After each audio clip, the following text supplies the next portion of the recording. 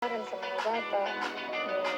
Talagang totoo ang sabi ng Panginoon, seek ye first the kingdom of God and His righteousness, and all these things shall be added unto you. Kasi mas inuna ko kung baga maging desire sa puso ko yung paglilingkod. Sabi ko, Lord, magkabahay man kami sa hindi, mahalaga.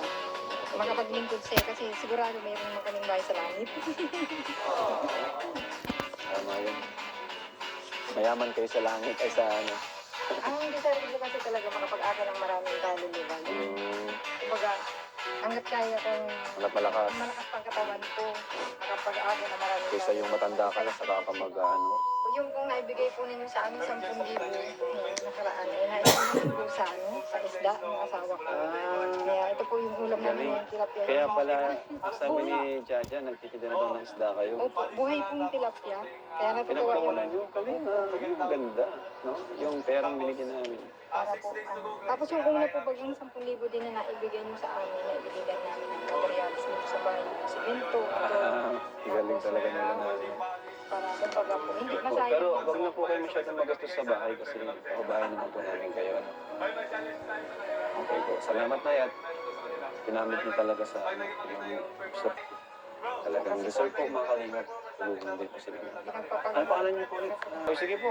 Pagpapay tayo ni Sis matagal na no? Pwede na po kayo makaabala sa inyo.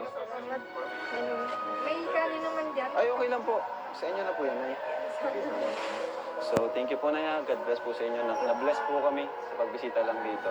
Na-bless po kami sa mga awitin, sa mga sinabi nyo na kaya lalo po kami na-motivate at na-inspired na tumulong pa po at maghanap pa po ng mga kagaya nyo po. Kaya thank you so much, Jaja. Thank you rin. O sige po. Pagpapay tayo ni Sister Grace. Sige po. Panginoong Diyos, Ama sa langit na makapangyarihan, marami pong salamat o Diyos sa buhay ni Kalingap, ni Kuya Bal, ni Ate Edna, at ang buong Kalingap din, Panginoon, na ginamit mo po yung daluyan ng pagpapala sa aming buhay. Ngayon din, Panginoon, maraming salamat o Diyos sa mga supporters, O God, na ginagamit mo para sa kanila at sa lahat ng tao na tutulungan.